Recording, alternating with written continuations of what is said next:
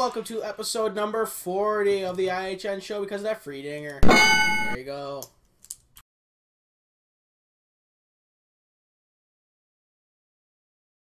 Partially sicky now. All I have is a cough, and that's it. Just partially sicky. Half sicky today. So, okay. Got any... I've had... Stories from a few days ago. I have not a thing. Do I have a story? Okay, so yeah, I do have a story. Oh, here we go. So, if any of you are in the realms of construction or have worked in construction or worked with insulation at all, especially fiberglass insulation, you know that it's very itchy. Very itchy. Like, if you get it on your hands, you know, if you don't, like, you're supposed to, like, they say wear gloves, because if not, you touch your face, you touch your arms, you're gonna itch. I love this story. Because of the little strands of fiberglass. Yep. And so, because I go to the construction class at our tech center, in the construction class, and earlier this week, I believe Monday or Tuesday, I had to have been Tuesday, we started putting, it was Tuesday, we started putting insulation in the house, in our house that we're building, that we're going to sell later this coming in 2019 spring. And this kid the story was that he didn't wear gloves because he was an idiot, even though we told him to wear gloves. And when he went to the bathroom, he didn't wash his hands, so now things itch down there. So he was telling the story, and in our class we have like a little hand washing station. Yep. You know, in case like if you have crap on your hands. Yep. And so he was there gonna wash his hands. And he was telling this other kid, he's like, yeah. And so when I went to the bathroom, and then the bell rang so we could go, and without a beat, I was like, you couldn't find your packer. Oh boy, man. That got everybody laughing. Yeah. Even our other friend who's not on the show, and then when he told me that story, we were all laughing. We were dying. Oh gosh, it was freaking. He couldn't find it. It was funny. You couldn't find your packer. Oh my gosh. Yeah, so when I went to the bathroom, you couldn't find your packer. Oh. So, okay. With that, we're gonna go on to what track am I? Oh boy. Oh boy's right, mofo. Oh, 16 tabs. I forgot my timer. 16. How do you have 16 tabs? I have 16 tabs today. I have 1, 2, 3, 4, 5, 6, 7, 8, 9, 10, 11. I have 12. How do you have 16? I have 3 extra tabs open that I need for information today. Okay. Fair enough. Can't argue with that logic. So, okay. At least I'm prepared and not like we were at the beginning of this show. Yeah. Okay. I am a 2-mile, 4-turn tri-oval. I'm sorry, did I say 4-mile? 2-mile. 2-mile tri-oval? 2-mile, 4-turn tri-oval. 4-turn tri-oval, okay. Or D-shaped oval, or whatever you want to call it. D-shaped oval would be more of the classic term. And it's a track I've never heard of before. You may or may not have heard of it. I don't know. You may have heard it. I don't know. NASCAR doesn't currently go there, right? No, nobody goes there. It's closed. Closed last year. That's what I thought. It broke ground in 1967 and opened in 1969 and closed in 2017. Really? NASCAR used to race there, actually. And it's a track that we didn't race there 2017 and 2018 and 2019. Or last year and this year, I meant, not 2019. NASCAR hasn't raced there since they haven't raced there since 2016, right? 1981 was the last time NASCAR raced there. Oh, you've got to be kidding me. Well, there goes what I had in mind. What did you have in mind? Auto Club.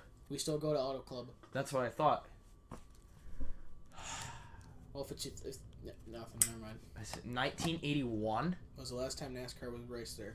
I'm not going to know this. And then it was replaced by Texas Motor Speedway. Oh, wow.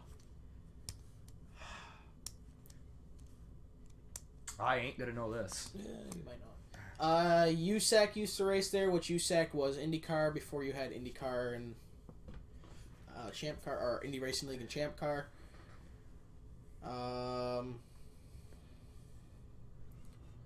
Its last race, sanctioned race, was in 1996, and was an IMSA race. Oh.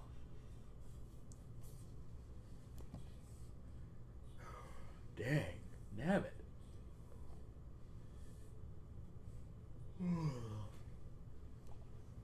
I got a buck left. Richard Petty's 1972 win there was his first in a Dodge. And his 1971 win was the only time he won the season finale in his illustrious career, which saw 200 wins. Wow.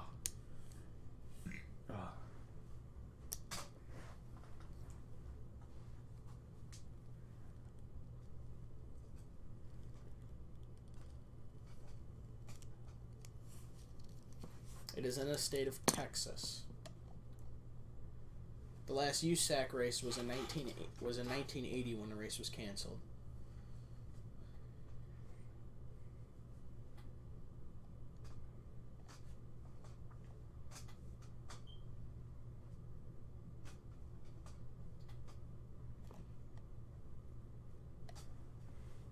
It is currently stored with a bunch of vehicles from Hurricane Harvey. And is in College Station, Texas, which, if you don't know where College Station is I believe where Texas A&M is. I have absolutely no clue. My ad time's up. Your time's still going on my side. Really? Yep, is Texas A&M is in College Station, Texas. So is this racetrack.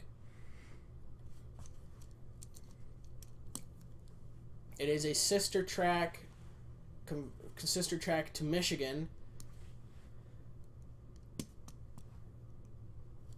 It has 22-degree turns at 12 degrees at the start-finish line for the D-shaped, and only 2 degrees along the backstretch, compared to Michigan's 18, 12, and 5. So it was a little bit faster than Michigan. Would have been a little bit faster than Michigan. All right, now your time's up. I gave you an extra minute. The answer is Texas World Speedway. Never heard of that. Yeah, that's too bad.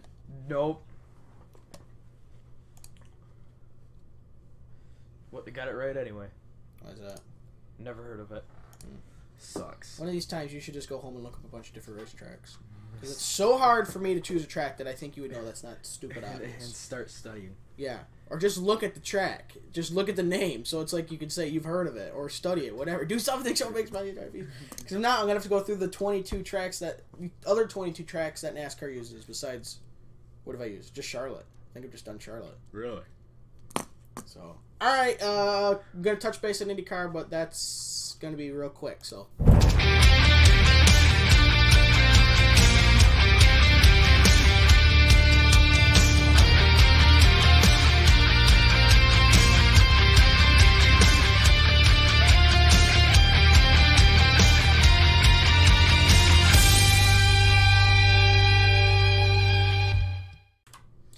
Okay, IndyCar news is going to come like this. Harding Stenbrenner Racing will be powered by Honda. And in more really important news is Mr. Fernando Alonso will be when he drove at the Indy 500 in 2017. He drove a Honda, he drove for McLaren, but was powered by Honda. This year, he's going to drive for McLaren, but powered by Chevrolet. Oh, nice. So, reason being, the only thing I could say is that Chevy tends to do a little bit better on the ovals. I don't know why. It just, it tends to do better at Indianapolis. Because they say that Chevy tends to have a little bit more horsepower. Okay. In their motors just by how it was manufactured. But Hondas usually have a little bit better fuel mileage. I mean, it's nothing drastic. It's not going to be like, yeah, Chevy has an extra 100 horsepower and my Honda can go an extra 5. No, it's probably like, depending on how the car's set up, you might be able to get an extra lap out of a Honda. Mm-hmm. And on a Chevy, depending on how you have it set up, you could get a extra, 20 horsepower out of it or something like that. I don't know. If that. I mean, it's just... Yep. So... tickets for all IndyCar races next year are on sale. So, with that, I just want to go to IndyCar's website, or, wherever you get IndyCar tickets. And buy some. I would love to go to an IndyCar race, but they don't... I know, right? I'd rather them go to Michigan than Belle Isle, but... Uh-huh. I just want to see how much tickets are for the Indianapolis Motor Speedway. $29.95. If we sit on the main front stretch, I want to sit in the, fine, we'll sit in the frickin' paddock right near the start finish line. I'm just curious how much tickets are for the Indy 500. I mean, from what I see, the most is $87. Which is not bad. It's not bad. Oh, it's for the Grand Prix. That's an IndyCar Grand Prix. Oh, never mind. I don't want that. No. I want the Indy 500. Even for $87, it's... I want the Indy 500, yeah. Price tickets are... Hold on. Indy 500 tickets. So say there's... When I saw that, and then I was like, oh, $87, and I saw May 11th. I'm like, that's definitely not 2 days before Memorial Day. Yeah. Or the day before Memorial Day. Yeah. There we go. Indy 500 tickets. We can get general admission, which is cheaper.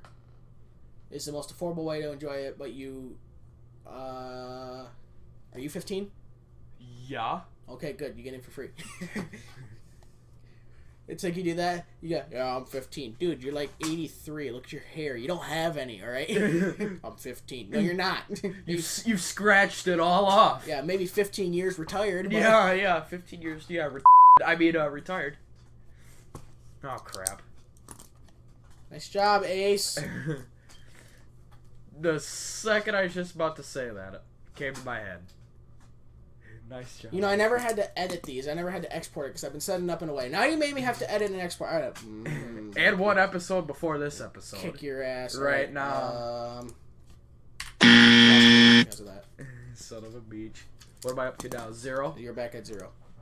Or -1. Oh, no, 0. The thing is, if I were to go to the Indy 500, I'd go for the whole month of May. You know, go for practice, go for time trials and all that stuff. So if we do, let's just do general admission. General admission tickets... only $35. No grandstands access. Infield viewing mounds only. Well, that sucks. Okay, let's go to the reserve seats, which must be grandstands then. Which must be grandstand. Thank you. Okay, how many seats? Let's do 2. All right, let's go into the paddock. $120 to $125 for that.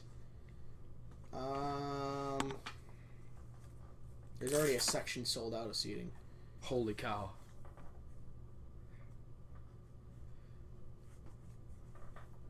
$125. Actually, there's many sections of seating already sold out. Wow. $125 looks to be the max. It's not bad. It's not bad at all. I mean, oh no, there's a lot of there's like mounds you can sit on. That wouldn't be too bad. Like if you sit like right in turn 3, so you can see him coming down the backstretch and go to turn 3 and 4. Yeah, that'd be pretty cool. It would. That'd be groovy. So, but yeah, that's not bad at all. I was expecting a lot more. Hell, NASCAR tickets go more than that. Exactly. At Talladega, I think those tickets on sale yet. Let's go to Talladega Super Speedway.com. Buy tickets. Ticket Central.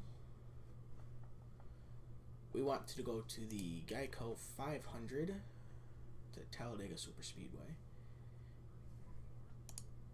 In the tri-oval, tickets from...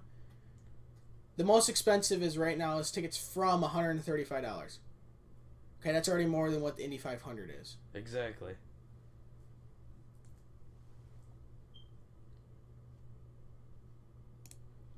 And they go as high as 135. Okay, so... Oh, actually, I think it's a little bit higher the higher you go up.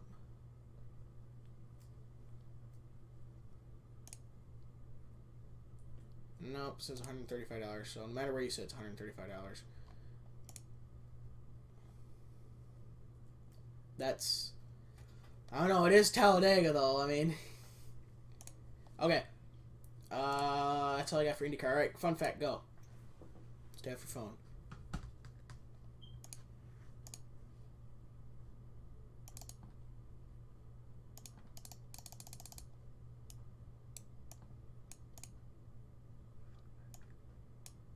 Here it is. Fun fact. In hockey, the average NHL game uses up to 12 pucks, and then normally the hockey pucks are frozen, so it's easier to control and they don't bounce around.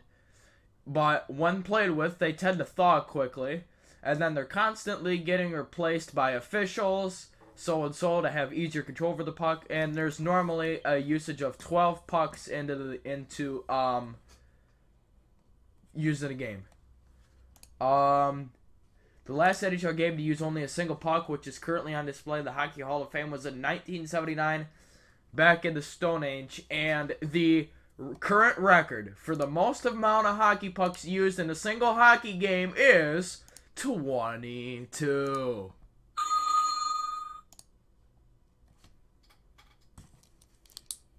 And that'll do it. What game was that? Did it say or no? No. That sucks. Just said it was that's written down. That's it. Okay, I got double fun fact. Oh, nice. So, the first one is in the 1990 Indianapolis 500, the 74th annual Indianapolis 500. Emerson Fittipaldi and Arie Lundijk, he's a Dutch and Fittipaldi is Brazilian. Emerson on lap 91 and Arie on lap 162 both ran the exact same speed to the third decimal, being 222.574 miles per hour. So you would have had to go to the fourth decimal place to see a difference in the speed. That's ridiculous. And then my other one is in 1996, Eddie Cheever Jr. set the fastest recorded lap at Indianapolis, being on lap 78 at 236.103 mile an hour average. That equates out to 38.119 seconds around Indianapolis. Oh my. Last year was only 224. It was only 224 miles an hour. 224.138 miles per hour set by Elio Castroneves on lap 131, being 40.1538 seconds. In 2003, they started going to the 10,000th for time. Wow, which is good. Yeah, well, yeah, kind of had to. I mean, and then in 1983, they started to go to the thousandths. Yep. And I like this. In 1962 was the last year that the fastest lap was over a minute. Oh, wow. And then in 1989 is when it was pretty much equal to what it is now, being around the 40 second mark. So that's all in the mail. The first on this on fastest lap chart going back to 1950 was set by Johnny Parsons. Oh, I've heard of him. At a lap time of 1 minute 9.77 seconds and a speed of 128.995 miles per hour. It doesn't say what lap number that was on. So that's a long ass time. Jeez, imagine doing 500 miles there. It'd take you 500 minutes. Yeah. Well, not take 500 minutes, but doing 200 laps would take you about 230 minutes. Yeah. 3 to 4 hours. Uh-huh. What? Yeah. Why? It would be almost 4 hours. Because be 10 minutes short of 4 hours. Yeah. Why'd you say what? Because everybody's asleep. Yeah, pretty much. It's taking too dang long. Yeah. Jeez. Oh, boy. Okay, so we will now move on to his favorite segment. Called... I wager this is your word? I wager you're going to say it. Hooky. Oh, you don't say that word. Oh, well, I said your word. Yeah, but you just say it. Oh, hockey. Hey. Oh, the regular word. You dumbass.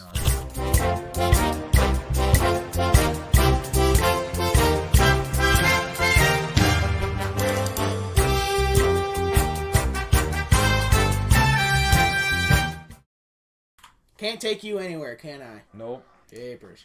All right. Okay. NHL scores going back to Monday, December 3rd. The Devils beat the Lightning 5-1. The Predators beat the Buffalo Senators 2-1, and the Stars beat the Oilers 4-1. The scores around for the Lightning and Devils game. What did I say? You said the Devils beat the Lightning 5-1. I swear I said Lightning beat Devils. Nope. Okay. Okay. The Lightning beat the Devils 5-1. The Predators beat the Buffalo Senators 2-1, and the Stars beat the Oilers 4-1. Tuesday be like the Panthers put a whooping on the Boston Beaches 5-0. Roberto Luongo recorded the shutout. And is now 7th all-time in career NHL goaltender shutouts history. 7th all-time, Roberto Luongo. 7th? 7th all-time. List of I believe he is 7th. shutouts. While he's doing that, the Winnipeg Jets beat the New York Islanders 3-1 at Barclays Center, I believe. The other team in Pennsylvania at Dumpster Fire Arena beat the Colorado Avalanche 6-3. His sucks. The Calgary Flames burned the Columbus Blue Jackets in a no goaltender show.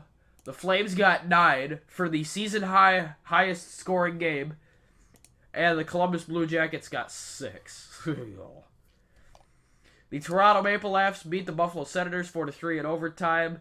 The Ottawa Sabres beat Lake Canadiens, or lost to Lake Canadiens de Montreal 5-2. And the Tampa Bay Lightning beat the Detroit Red Wings 6-5 in a shootout. The Minnesota Wild beat the Vancouver Canucks at Rogers Arena 3-2.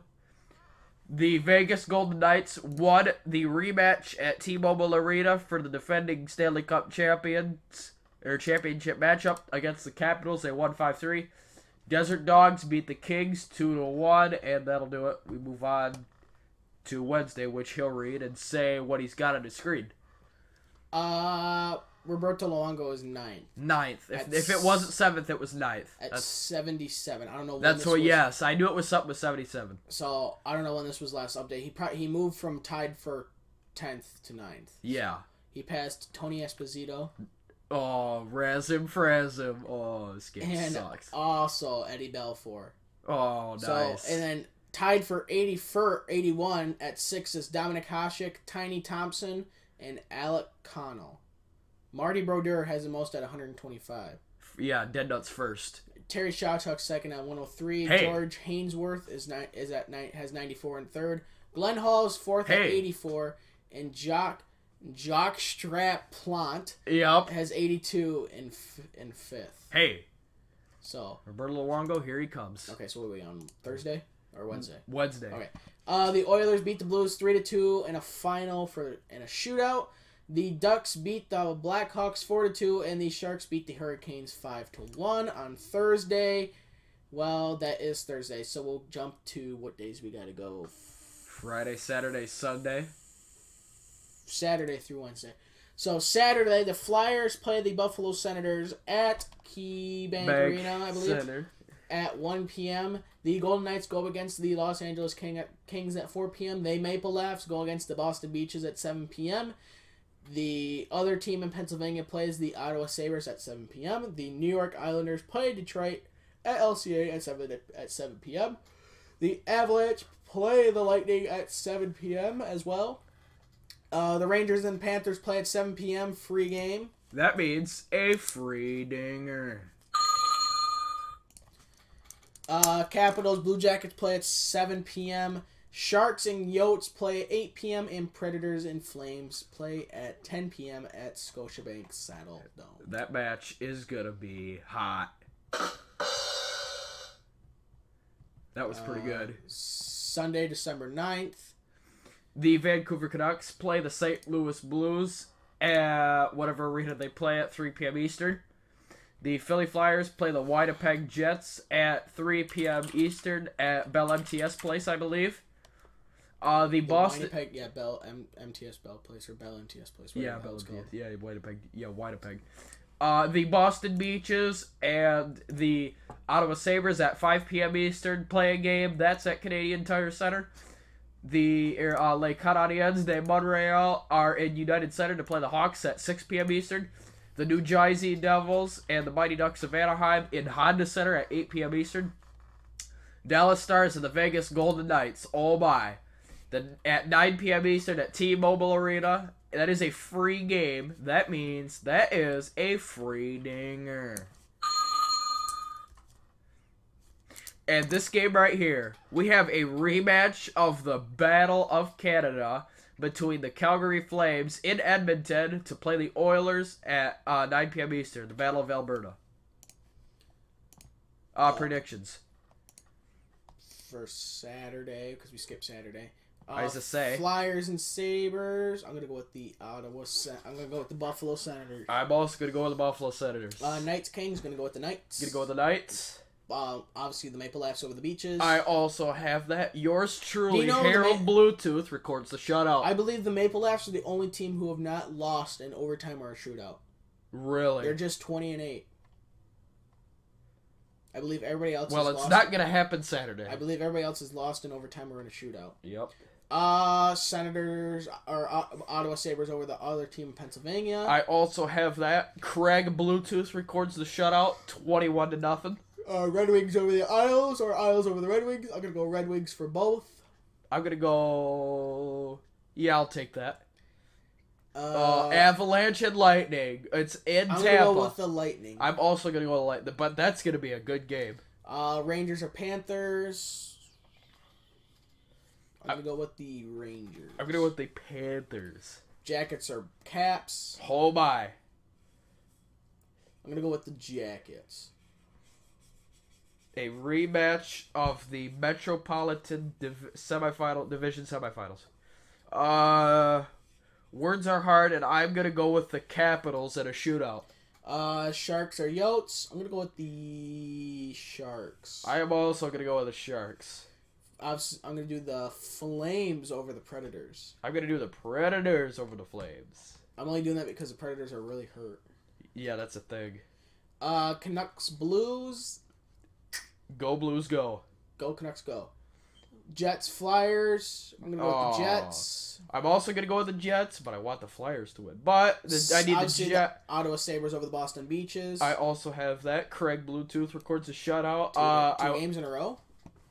He could. No, probably not. They'll have their backup play one of them. Canadians or Blackhawks. I have the Canadians. I need the Jets to win for my fantasy team. I need Mark Scheifele to go off. I need Mark Scheifele to get injured. I need him to go off. Devils Ducks. I'm gonna go with the Devils. I'm also gonna go with the Ducks. I'm gonna do. Go Stars, go! I'm gonna do the Knights, and I'm gonna do the Oilers over the Flames. I also have for the Battle of Alberta. Edmonton's gonna put out the fire. Monday, Isles versus the other team, Pennsylvania at 7 p.m. Kings versus the Red Wings at 7:30 p.m. Rangers versus the Lightning at 7:30 p.m. And Devils Sharks at 10:30 p.m. Obviously, or Isles over the other team, Pennsylvania. I also have that. Thomas Grice records the shutout, 69-0. Red Wings for both my picks over the Kings. I also have that. Lightning over the Rangers. I also have that. And Sharks over the Devils. Also have that. Tuesday, the Yotes play the Boston Beaches at 7 p.m. The Kings play the Buffalo Senators at 7 p.m. The Maple Leafs play the Hurricanes at 7 p.m. The Canucks play the Blue Jackets at 7 p.m. The Red Wings play the Capitals at 7:30 p.m. The Panthers play the Blues at 8 p.m. Ottawa Sabres and Predators at 8 p.m. Canadiens at the Wild at 8 p.m. The Blackhawks at the Jets at 8 p.m. And the Oilers at the Avalanche at 9 p.m. Free game means a free dinger.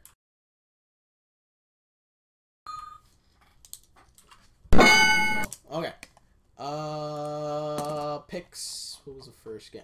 Yotes over the Beaches. I also have that. Antti records the shutout, 19-0. I'm gonna do the Buffalo Senators over the Kings. I'm also gonna do that. The Leafs over the Hurricanes.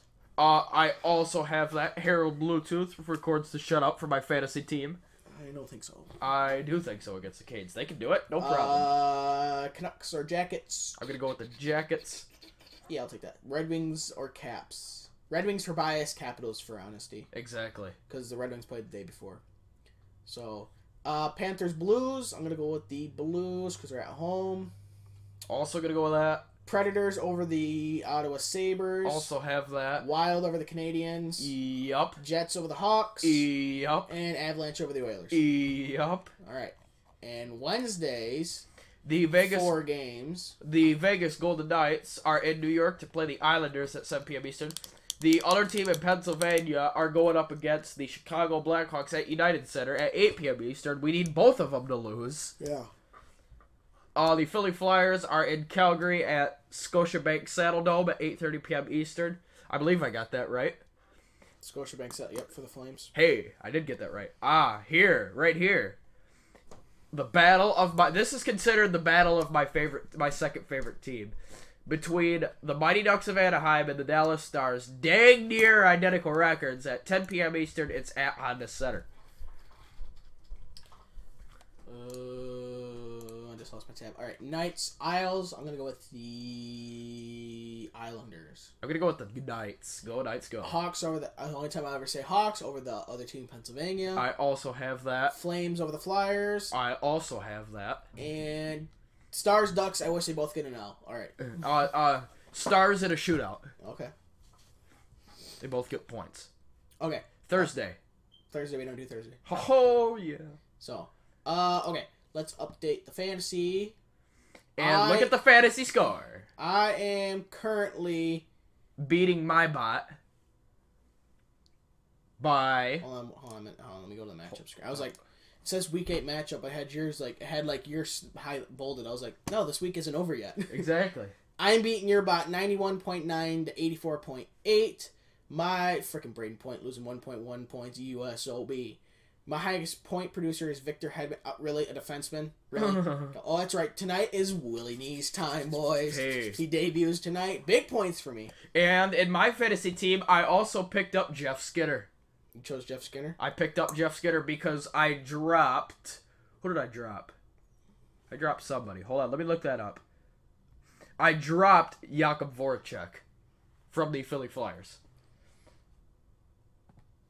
And I am demoing your bot. I have 95.3. Your bot has 34.4. Yeah. Who does he have? Get demo. Your bot sucks. He has Bergeron. He has Connor McJeepers. He hasn't played McJeepers.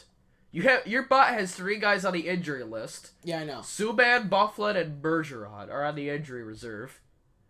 But he's got dang good goaltenders. He's the one with the good goaltenders. He's got Bishop, Bobrovsky, and Holtbeast. Yeah, good lord, he's stacked. He's got Bergeron on the IR. Yeah. Malkin hasn't given him at any point. They must have not played. My team is stacked. Jamie Benn hasn't given him any point. Mitch Marner hasn't given any point. PK Subban obviously can't.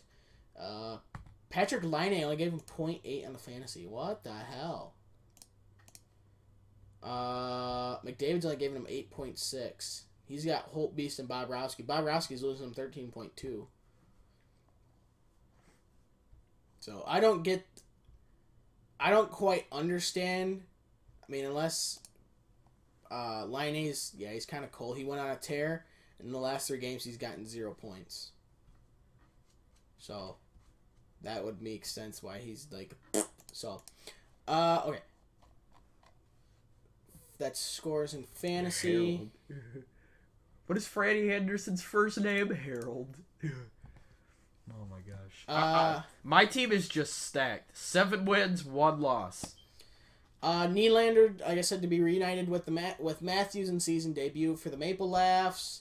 Vasilevsky weeks away from return to Lightning. The key word is weeks. Yeah, I know. Yeah, right? that's good. Do I still have? I don't even know. Did I still have him on my fantasy? I think I still do. Yeah.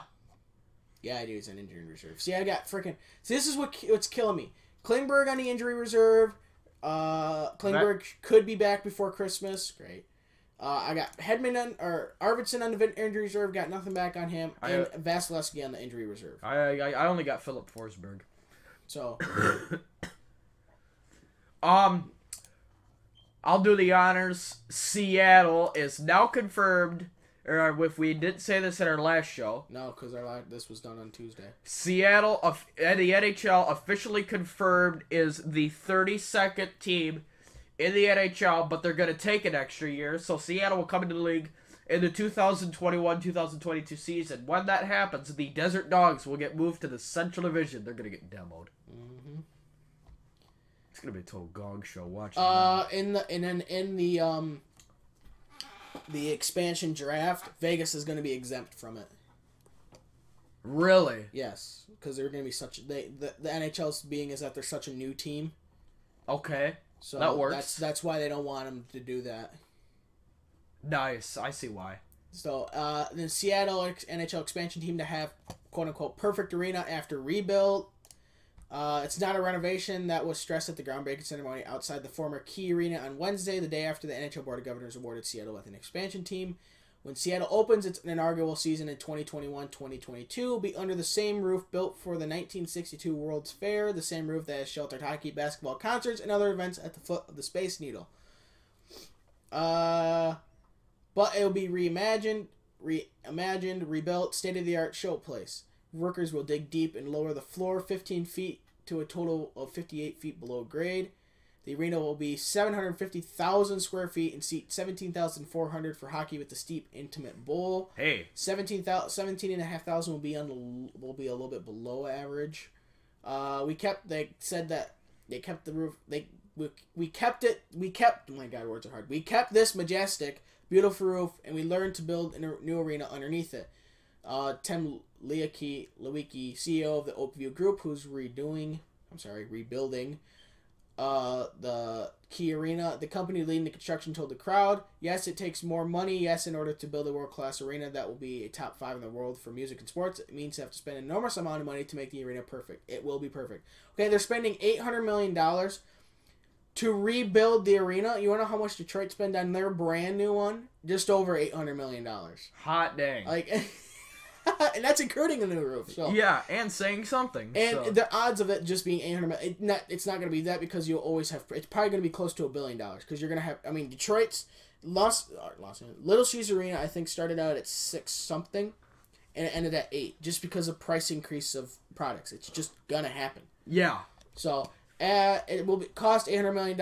Add to that an undetermined amount for the structure next door. For a structure next door to it, $50 million for a parking garage, which you're going to need in Seattle. $75 million for a 3-sheet training center in the north of the city, and a $650 million NHL expansion fee. I think when it is all said and done, it will be very close to a $2 billion commitment, Lewicki said after the ceremony, with no public money. That's unheard of. There's always public money thrown into it. Okay, as I said, the only team in Seattle that has a hockey team right now is the Thunderbirds in the WHL. That's the only one. So you always get a little nervous when the price is expensive as it is, but to get a world-class arena to honor a commitment to make sure it's privately financed, those were important things. We're going to do well here. By no means we are in a position we think we're not going to make money here. It's a risk we're taking. It's a risk worth taking to the investors because when season ticket deposits of $500 to $1,000 became available March 1st, fans met the goal of 10,000 in 12 minutes. The Oakview Group stopped taking deposits after reaching 32,000 in 31 hours. Oh my God, that's averaging over 1,000 an hour. That's ridiculous. Exactly. There were 10,000 names on the waiting list as of Thursday. NHL Seattle CEO Todd Lewicki, Tim's brother, told the crowd that 5,000 more people signed up on Tuesday. That brings a total to 15,000, right? And the dude said, I think it's closer to 17,000, but who's counting? Understand the history here. The NBA's Seattle Supersonics left for Oklahoma City and became the Thunder in 2008. Ever since, fans have been bitter. The city has not had a major league team in the winter, and Key Arena has been an issue. Proposal came and went. This time a new arena hinged on NHL expansion, and NHL expansion hinged on a new arena, and both hinged on fan supports and potential of an NHL team. The fans showed it, the deals got done, and so the new arena is becoming a reality. It will be home of the NHL expansion team, the WNBA Seattle Storm, and major concerts, and maybe more. I think it'll probably be home to also the WHL Seattle Thunderbirds. Yep.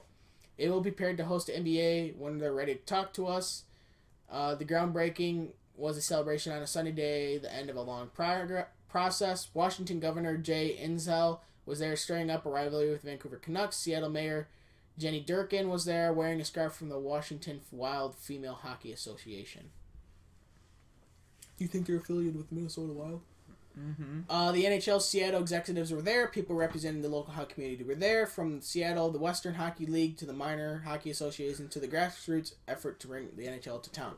Former Supersonics player and coach Lenny Wilkins was there too, with fans hoping for an NBA team, but it was just the beginning. There's a lot of work in front of us. Todd Lewicki said following the groundbreaking, we made a lot of promises. Now we've got to deliver. We got to deliver a world-class arena and an NHL team, and every day counts. The Avalanche top line on a historic pace. Numbers suggest Mikko Rantanen, McKinnon, and Gabriel Landeskog on pace to be most productive since 1997-1998. Who was on the first line then for the Avalanche? Oh, geez. That would have been when they first moved there, so... Yeah, Sakic was probably on the first line. Maybe Peter Forsberg. And then I don't know who... Or maybe... And then Milan Hajduk. I would have... Maybe they may be on the three line. It might say... Hold on. I don't know. What did you say again? You said Milan Hajduk. Milan Hajduk, Peter Forsberg, and Joe Sakic. If I get all of them right, I'll be shocked. I don't even know if it'll say it in this. Oh.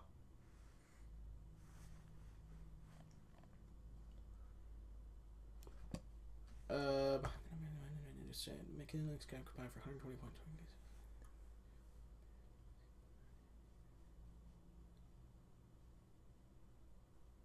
It's not saying in this article. Yeah, it doesn't say. Doc Emmerich meets and throws a puck for Blues Puppy during a pre-game play session. Oh my god, the thing looks adorable. I know, I saw that. That's cute, isn't it? The Mighty Ducks of Anaheim, Andre Kasha's goal when they beat the Blackhawks 3-2 helps Ducks to beat the Blackhawks for their 5th win in a row. Look out. Fletcher to assess future of Hackstall, not Hextall, Hackstall on Flyers road trip. He is the head coach of the Flyers as of right now. Caulfield solidifies self as exciting prospect ahead of 2019 NHL draft. DeKaiser out 4 to 6 weeks for the Red Wings with injury to left hand. I remember that. Eichel and Matthews dual draws comparisons to Crosby and Ovechkin rivalry.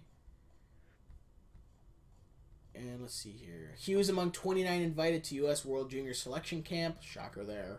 This was what I heard yesterday. So far, he's projected first overall. Yeah, this is what I heard yesterday. The one below that. Oh, hold on. Wait, what are you talking about? Because mine might be in a different order than yours. Dwayne Wade apologizes to Alexander Barkov after accidental knee to head.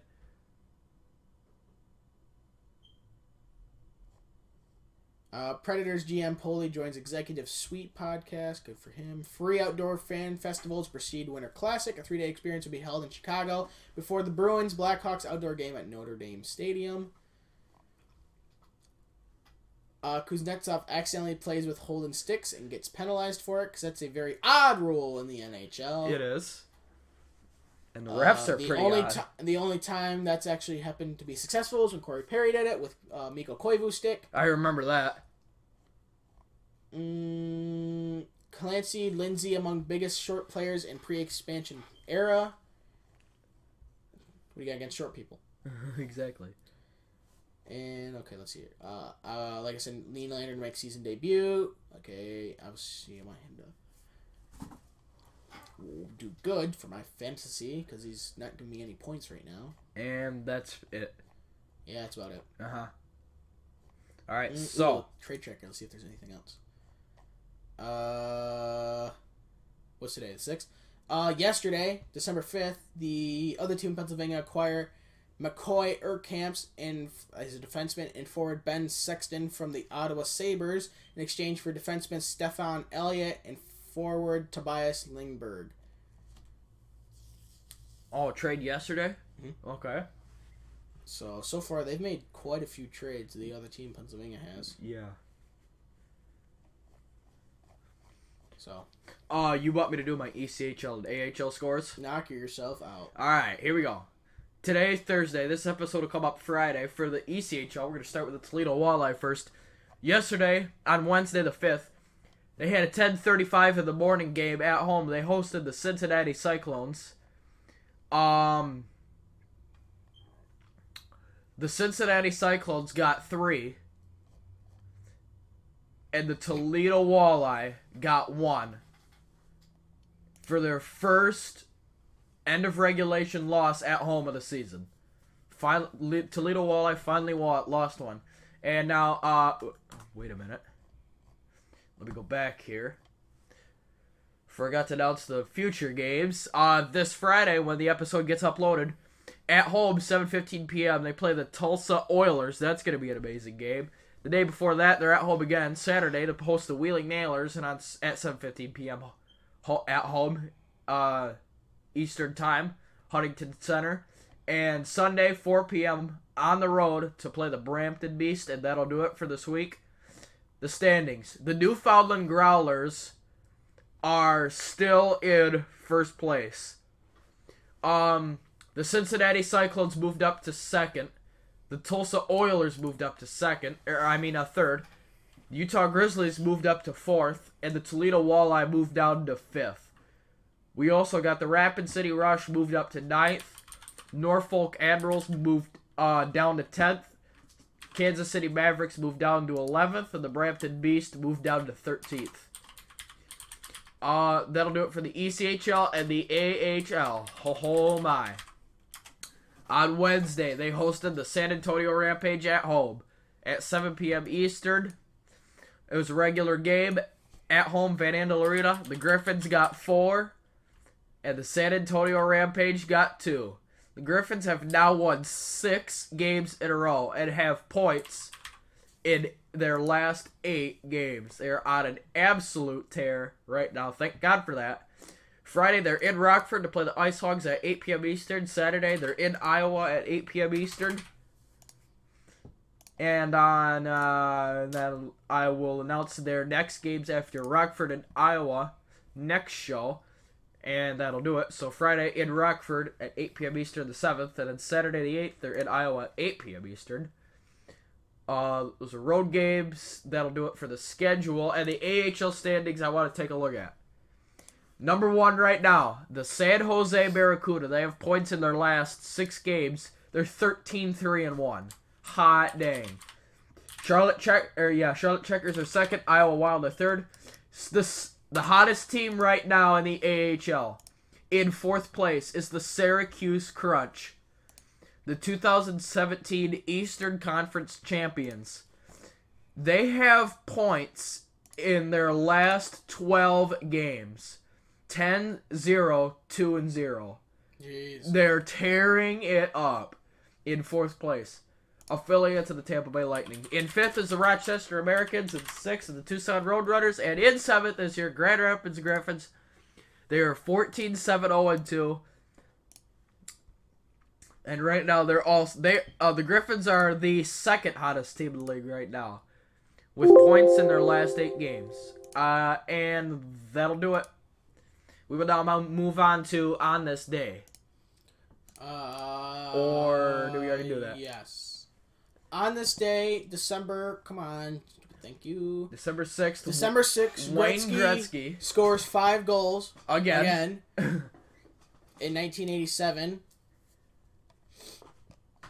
In 1988, Greg Millen of the St. Louis Blues makes 23 saves in a 3-0 victory against the North Stars for his 3rd consecutive shutout. Hey. He is the first goalie since Tony Esposito. Hey, of the Chicago Blackhawks in 1971-72 to have back-to-back shutouts. Millen finished the season with the NHL leading 6 shutouts and a 3.38 goals against average. That sucks. 1989, a year later, the Los Angeles Kings defenseman Larry Robinson scores his 200th goal and gets his 900th point in a 5-4 overtime victory against the Canucks. 1 year later, again, 1990, the NHL stakes out new territory and returns to one of its former homes when Tampa Bay and the Ottawa Sabres are awarded expansion franchises.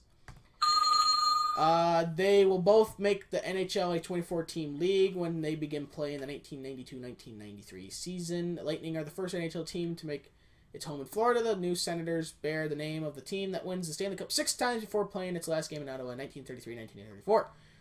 And then we jump all the way to 2011. Goalie Mike Murphy of the Carolina Hurricanes is charged with the loss in the Calgary Flames' 7-6 victory in Scotiabank Saddledome despite not allowing a goal. Murphy believes relieves Cam Ward midway through the third period with the Hurricanes trailing 6-3, makes 2 saves before being removed for an extra attacker. But Calgary's Jerome Gagnon hits the empty net to make it 7-4. However, the Hurricanes score at 1932, 1955, making Murphy the losing goaltender. He's the first goalie in NHL history to earn a loss before allowing his first goal. Murphy makes 7 saves without allowing a goal 3 days later against the Winnipeg Jets before being returned to the minor leagues. He finished his NHL career with a 0-1-0 record, a 0 goals against average, and a 1,000 save percentage. Sign that SOB. 2014, Mike Babcock becomes the 19th coach in NHL history to reach 500 wins when the Detroit Red Wings rally from 2 goals down to defeat the Rangers 3-2. Babcock's first 69 wins came with the Mighty Ducks of Anaheim, and his next 431 are with Detroit. He's the 18th coach to reach 500 wins and the third to have worked with the Red Wings, joining Scotty Bowman and Brian Murray. I have no idea where he is now. But December 5th, Mr. Wayne Gretzky gets his 1,400th point. On December 4th, Gordie Howe scores his 700th NHL goal. So just a little bit. Yeah, just a few goals. Yeah, I do that in my free time. So, okay, where is my trivia? It's gone. All right. Did I not even have one? Must not have. We will pass on this segment today. No, we won't. You go. All right. I had trivia. Where'd it go? Michael closed it by accident. Oh, nope. I got it now. Okay, go ahead. I just never moved it. I just never moved the tab. Hello, McFly. Okay. Who scored... Oh, I gotta get my timer out. The first goal for the Vegas Golden Knights against who? Who scored the very first goal for Vegas Golden against who? Oh, I should know this. Come on. Hold on. Crap, I know this. I have my answer. Jonathan Marchizzo against the LA Kings. Dang it. It wasn't Jonathan Marchizzo? Dang. Who scored the first goal for Vegas? He doesn't actually play for Vegas anymore. Oh, come on. I thought it was Marchizzo. Dang it. Ah, man, this is a dang good question. Let me tell you that much right there.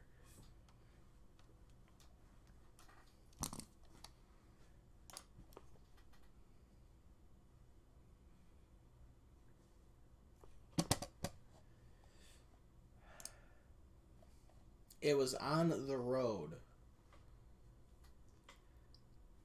It was on the road. Was it against LA? Dang.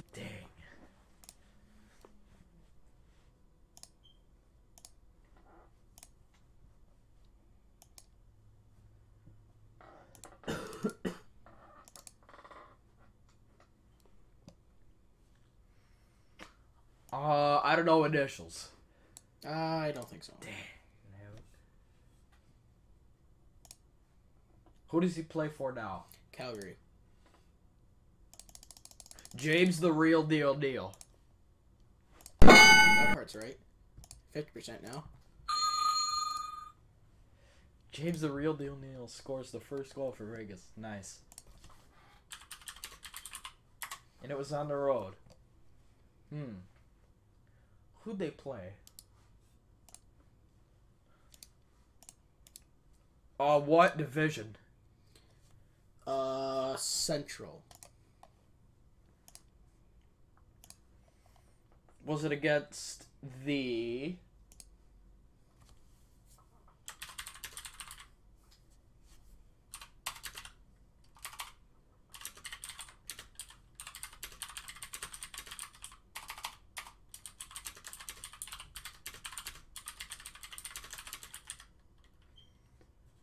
Let me see here. Who was it?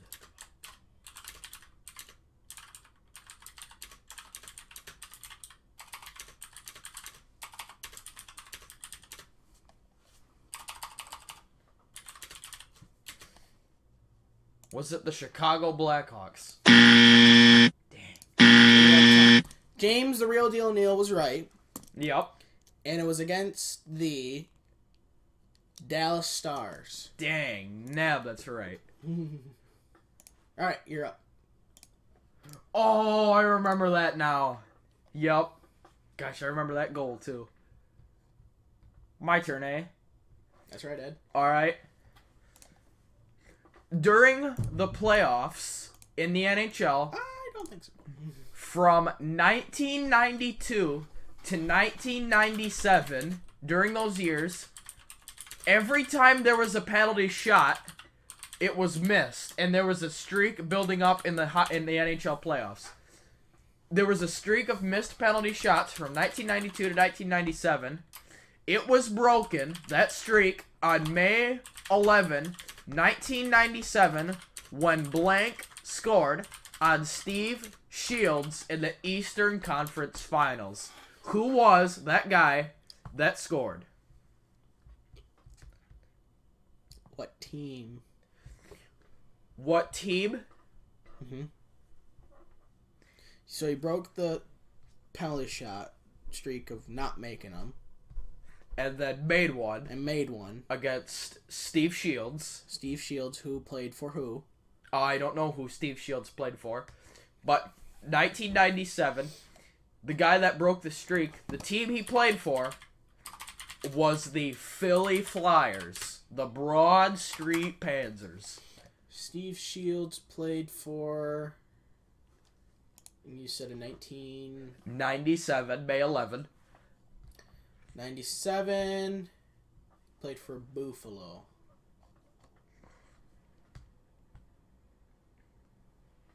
$2.10 left. Okay, so he played for Buffalo. The Buffalo Senators. Steve Shields did. And then now the guy that broke the streak plays for Philly Flyers. Played for him or currently plays for him? Currently retired. Currently retired. Played for Philly Flyers. Retired with the Philly Flyers. Retired is the key word because his number was retired on January 18, 2018, and that there is correct with $1.35 left. Damn right. Spoon fed it to you. I know. Kind of did. Mm-hmm. So, don't know, don't care. I know. Okay, so with that, we're going to go moving on to NASCAR. They're going to watch the NASCAR.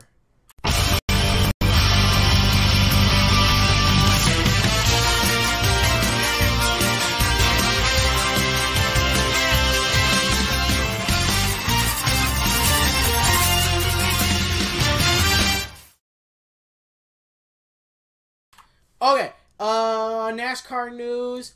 Mr. Kurt Busch is going to race the #1 for Cheap Ganassi next year. He's going to have a black card sponsored by Monster Energy Drink. And it is expected to be his final year of full-time racing.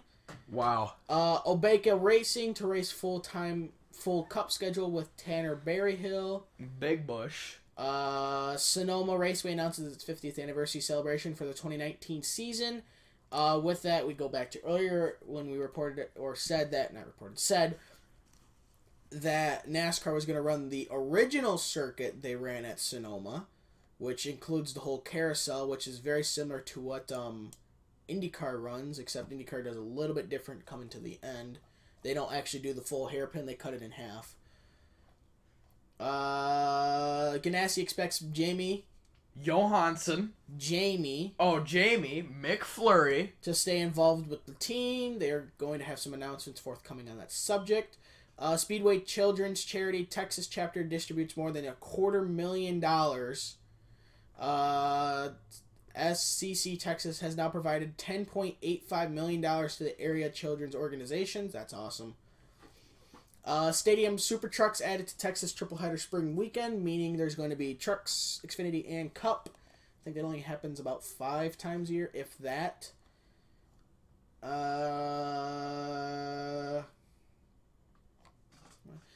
Joe Gibbs Racing announces crew chief hires. They have hired Chris Gabhart He will serve as a crew chief for Dennis Hamlin, replacing Mike Wheeler, who went to Levine Family Racing to crew chief the Lightning McQueen car.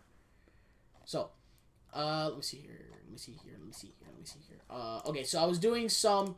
I always go to my normal site. I go for NASCAR news, and then I type in NASCAR, and then I go to news under Google, and this is what came up. It was an article from Forbes that says, here are 20 reasons why NASCAR shouldn't race SUVs, and some of them are pretty good. Hilarious.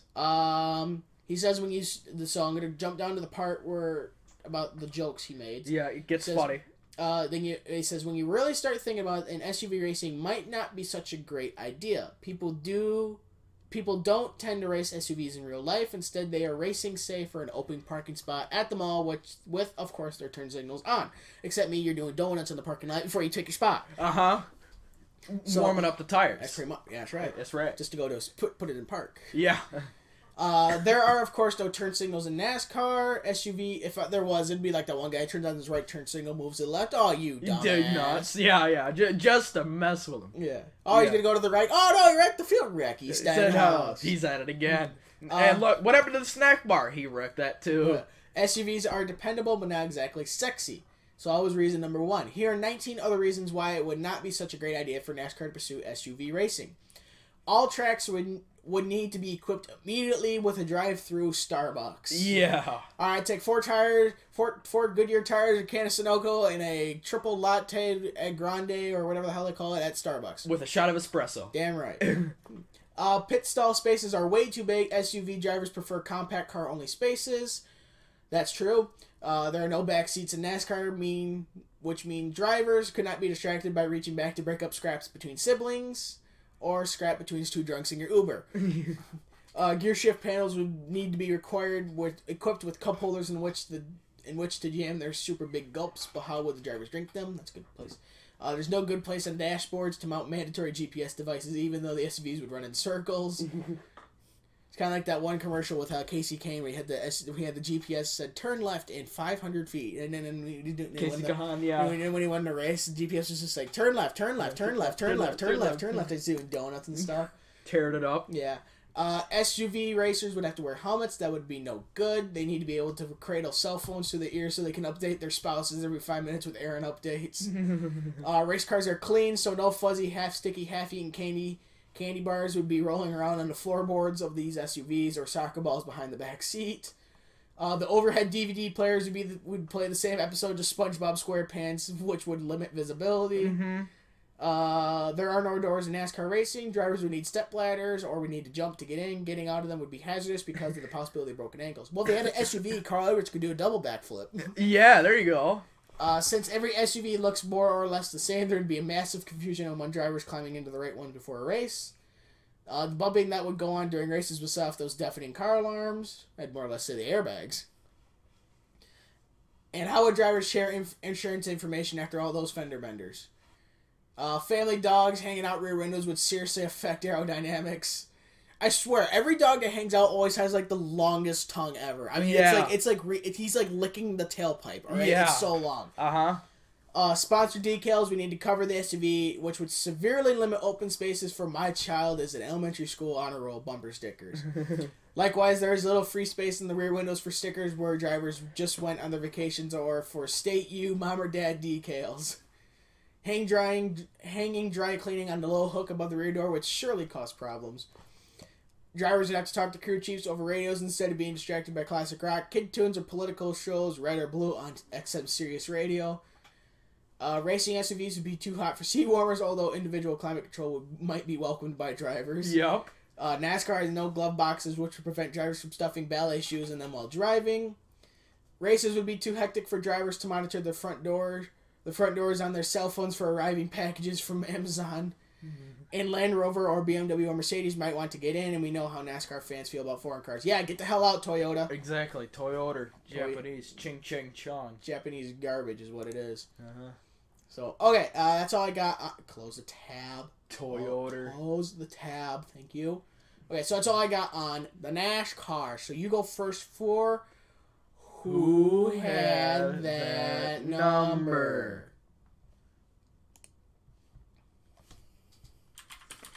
All right, now. Here we go. Ready? Today's key number is 30. Key number is 30. Who wore the number 30 in the 2006-2007 season for the Buffalo Senators? I've got no clue. All right, next question. All right. Goaltender. Goaltender for the Buffalo Senators. Senators in the 2006-2007 season. 2006, 2007. Born July 17. What number did you say again? The key number is 30. That wasn't still Dominic Hasek, was it? I don't know when he's... I don't know. I can't remember what year he signed with Detroit. I don't know either. I'll look that up. Born July 17, 1980. He's currently 38 years old. He was born in East Lansing, Michigan. Oh, Ryan Miller. Is correct. With 2:10 to go. Son of a beach. Arguably the second greatest Buffalo Sabres goaltender in history. Son of a beach. Well, that didn't take long. Alright, what a waste. So he first came to Detroit in 2001, 2002.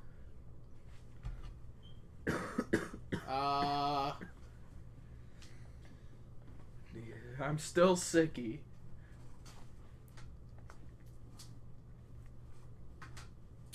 Which he won his first Stanley Cup in 2003, 2004. After 2002 season, he announced his retirement so he could take time with family. I can guess who he played for in the 2006-2007. I can take a guess at that. 2006-2007 is the Detroit Red Wings. It is the Detroit Red Wings. Yeah, really? And he played in 2008 as well to help him out with I that. thought 2006-2007 was Manny Legacy. Hell no. No, that's 90s, dude. That's 90s still. Manny Legacy. I'm looking that up right now.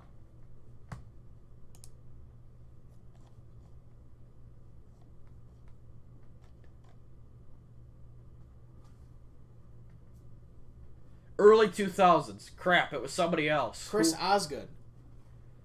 It would have been Chris Osgood, not Manny Legacy. Oh, yeah. Manny Legacy. He played for the St. Louis Oh, Blues. do I want? Oh, now do I want to do? I just thought I might want to change my. It was somebody. Oh, what was his name? Who are you talking about? Hold on.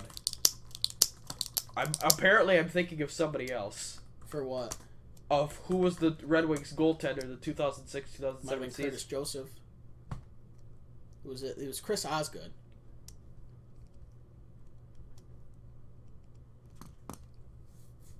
It was probably Chris Osgood and Curtis Joseph. And then Dominic Hasek, so we got rid of Curtis Joseph. It is Dominic Hasek. So it's Osgood and Dominic, and is Hasek and Osgood. And Joey McDonald, yep. Okay, I didn't know we had McDonald back then. Alright. It was... I swear.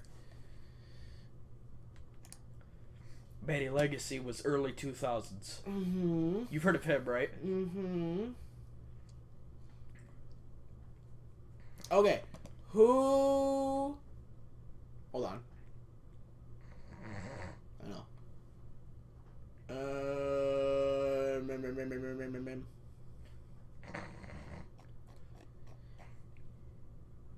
I need to look up his number. Who had the number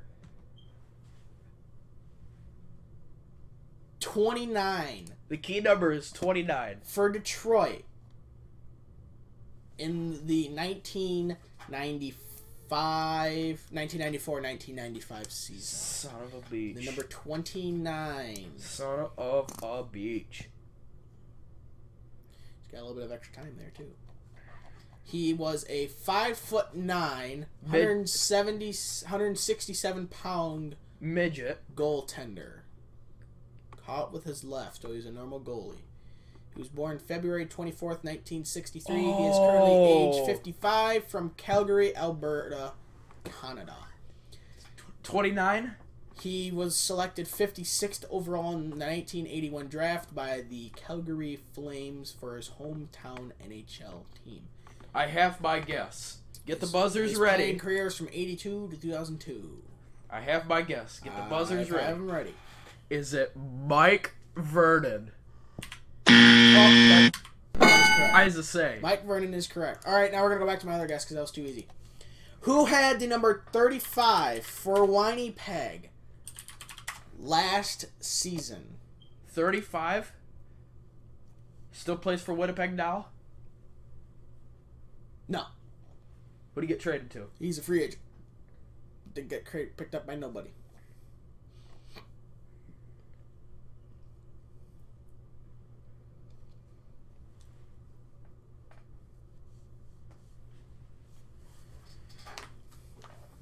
Son of a beach. 6'4", 223-pound goaltender catches with his right. So he's an odd boy. Goaltender? Yep. 35? Yep. Selected 69th overall in the 2006 draft by the Blue Jackets.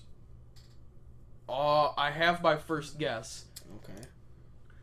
Is it Ty Cobry? It's incorrect. Dang. That was a dang good guess.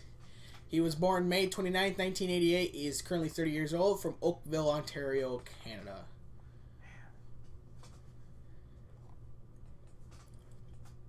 He was traded from Winnipeg to the Canadiens, from which very shortly after he was acquired by the Canadiens, he was put on waivers to buy out his contract, and he was not picked up by any other team, making him an unrestricted free agent.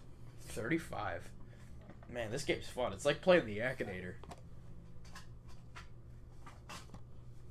I have no clue.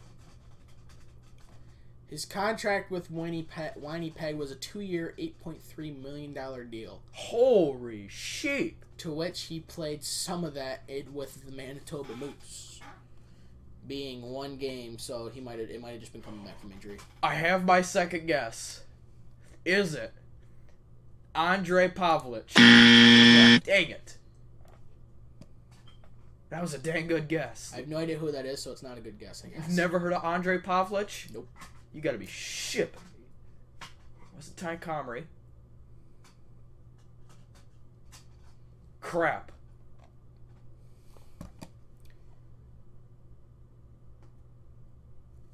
Wait a minute.